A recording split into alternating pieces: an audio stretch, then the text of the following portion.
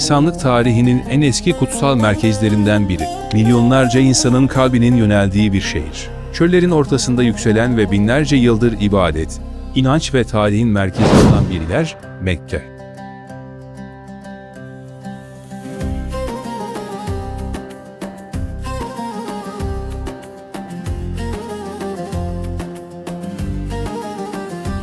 Bugün Suudi Arabistan sınırları içinde bulunan Mekke, dünya üzerindeki en kutsal şehirlerden biridir. Bu şehrin kalbinde ise İslam dünyasının en önemli mabedi olan Kabe yer alır. Her yıl milyonlarca Müslüman, dünyanın dört bir yanından buraya gelerek hac ve umre ibadetlerini gerçekleştirir. Ancak Mekke ve Kabe'nin tarihi yalnızca İslam ile başlamaz. Bu kutsal yapının kökleri insanlık tarihinin en eski dönemlerine kadar uzanır.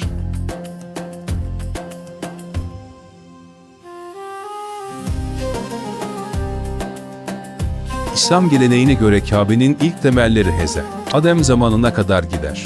Rivayetlere göre yeryüzünde Allah'a ibadet amacıyla yapılan ilk yapı burasıydı. Zamanla çeşitli doğal afetler ve uzun yılların etkisiyle yapı kaybolmuş veya harap olmuştur.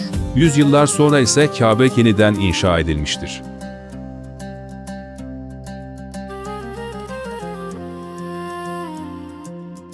Kabe'nin yeniden inşası, İslam tarihinin en önemli peygamberlerinden biri olan Heze, İbrahim ile oğlu Heze, İsmail'e dayanır. Kur'an'a göre Allah, Heze, İbrahim'e Mekke Vadisi'nde Kabe'yi yeniden inşa etmesini emretmiştir. O dönemde Mekke, bugünkü gibi büyük bir şehir değil, suyun ve yaşamın zor bulunduğu, kurak bir vadiydi. Hazreti İbrahim, Allah'ın emriyle eşi Hacer'i ve küçük oğlu İsmail'i bu vadiye bırakmıştı. İlk başta bu topraklar tamamen ıssızdı. Ancak kısa süre sonra insanlık tarihinin en önemli mucizelerinden biri gerçekleşti. Hacer validemiz, susuzluk içinde koşarken Allah tarafından Zemzem suyu ortaya çıkarıldı. Bu su kaynağı, Mekke'nin kaderini değiştirdi.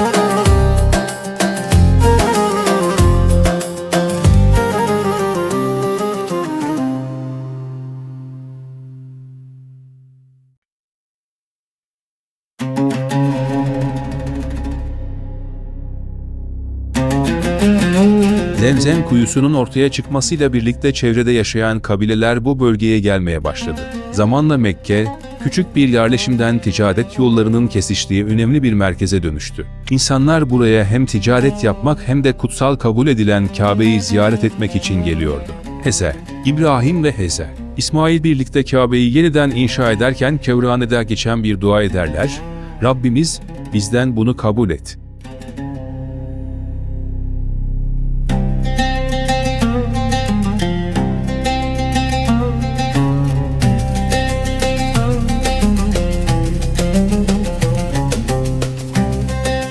Bugün Kabe'nin duvarlarında görülen taşların bir kısmının o dönemden kalma olduğu düşünülür. Kabe'nin mimarisi oldukça sade, fakat son derece anlamlıdır. Yaklaşık küp şeklinde olan bu yapı, siyah bir örtüyle kaplanır. Bu örtüye kisve adı verilir ve her yıl yenilenir.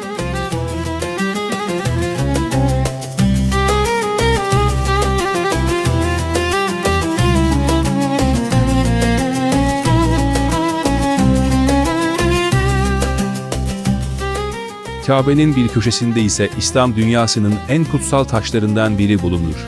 Hacerül Esved. Müslümanlar tavaf sırasında bu taşı selamlar veya ona doğru işaret ederler. Rivayetlere göre bu taş cennetten gönderilmiştir.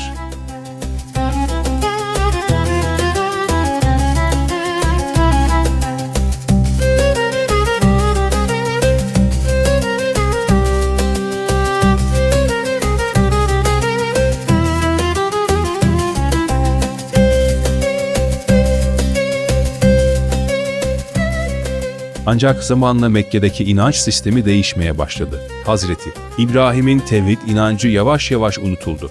Kabe'nin içine ve çevresine yüzlerce put yerleştirildi. Mekke, Arap Yarımadası'ndaki putperestliğin merkezi haline geldi. Bu dönemde Mekke'nin yönetimi Kureyş kabilesinin elindeydi. Kureyş kabilesi, Kabe'nin bakımından ve hac organizasyonundan sorumluydu. Aynı zamanda ticaret açısından da son derece güçlü bir kabileydi. Mekke'nin konumu sayesinde kuzeyde Şam'a, güneyde Yemen'e uzanan ticaret yolları buradan geçiyordu. Her yıl düzenlenen panayırlar ve ziyaretler sayesinde Mekke ekonomik olarak oldukça gelişti. Fakat dini açıdan bakıldığında putperestlik yaygınlaşmıştı. Kabe'de 360'dan fazla put bulunduğu rivayet edilir. Tam da bu dönemde 570 yılında Mekke'de bir çocuk dünyaya geldi. Bu çocuk daha sonra insanlık tarihinin en etkili şahsiyetlerinden biri olacaktı.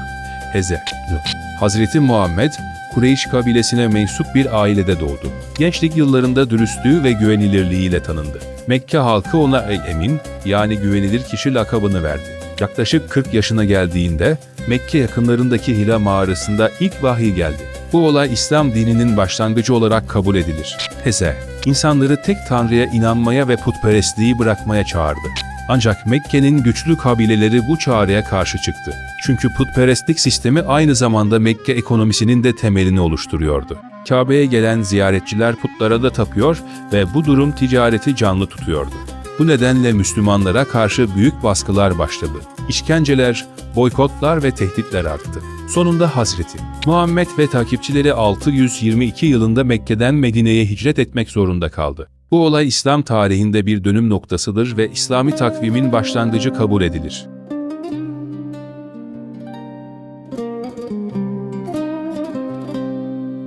Medine'de İslam toplumu hızla güçlendi. Birkaç yıl sonra Müslümanlar Mekke'ye doğru ilerlemeye başladı. 630 yılında gerçekleşen Mekke'nin fethi, tarihin en önemli olaylarından biri oldu. Hazreti Muhammed ve Müslümanlar Mekke'ye girdiklerinde neredeyse hiçbir kan dökülmedi. Ardından Kabe'nin içine girildi ve içindeki tüm putlar kaldırıldı. Böylece Kabe yeniden tek tanrı inancının merkezi haline getirildi. Hazreti Muhammed'in bu sırada söylediği sözler İslam tarihinde büyük bir anlam taşır. Gerçek geldi, batıl yok olup gitti.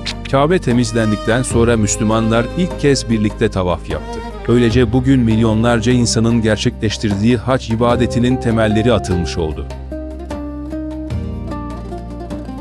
Hazreti Muhammed'in vefatından sonra Mekke İslam dünyasının en önemli dini merkezi olmaya devam etti. Halifeler döneminde şehir büyüdü, Kabe çevresindeki alan genişletildi ve Mescid-i Haram geliştirildi. Yüzyıllar boyunca farklı İslam devletleri Mekke'ye hizmet etti. Emeviler, Abbasiler, Memlükler ve Osmanlılar Kabe'yi korumak ve geliştirmek için birçok çalışma yaptı. Özellikle Osmanlı döneminde Mekke'ye büyük önem verildi. Osmanlı padişahları kendilerini Hadimül Haremeyn, yani kutsal şehirlerin hizmetkarı olarak tanımlıyordu. Kabe'nin bakımı, yolların güvenliği ve hac organizasyonu büyük bir titizlikle yürütülüyordu. Kabe'nin örtüsü olan kisve de uzun süre Osmanlılar tarafından hazırlanıp Mekke'ye gönderildi. Bu gelenek yüzyıllar boyunca devam etti. 20. yüzyıla gelindiğinde Mekke büyük değişimler yaşamaya başladı. Suudi Arabistan Krallığı'nın kurulmasının ardından şehir hızla modernleşti. Mescid-i Haram defalarca genişletildi ve bugün dünyanın en büyük ibadet alanlarından biri haline geldi. Günümüzde hac döneminde aynı anda milyonlarca insan burada ibadet edebilmektedir. Dünyanın her ülkesinden gelen Müslümanlar, farklı konuşsalar da aynı ibadeti gerçekleştirirler. Kabe'nin etrafında yapılan tavaf, İslam'ın en güçlü sembollerinden biridir. İnsanlar 7 kez Kabe'nin etrafında dönerken aynı zamanda birlik ve eşitliğin de bir görüntüsü ortaya çıkar. Krallar, işçiler, öğrenciler, zenginler ve fakirler. Hepsi aynı kıyafetlerle, aynı yerde ve aynı amaçla bulunur. Bu görüntü, İslam dünyasının en güçlü sembollerinden biri olarak kabul edilir. Mekke bugün yalnızca bir şehir değildir. O, milyarlarca insan için yönü belirleyen bir merkezdir. Dünyanın neresinde olursa olsun bir Müslüman namaz kılarken yüzünü Kabe'ye çevirir. Bu yüzden Mekke yalnızca coğrafi bir yer değil, aynı zamanda inancın, tarihin ve insanlık mirasının bir parçasıdır.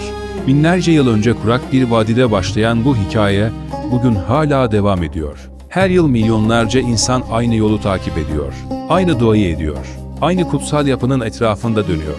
Ve Kabe, yüzyıllar boyunca olduğu gibi, bugün de insanlığın en büyük inanç yolculuklarından birinin merkezinde durmaya devam ediyor.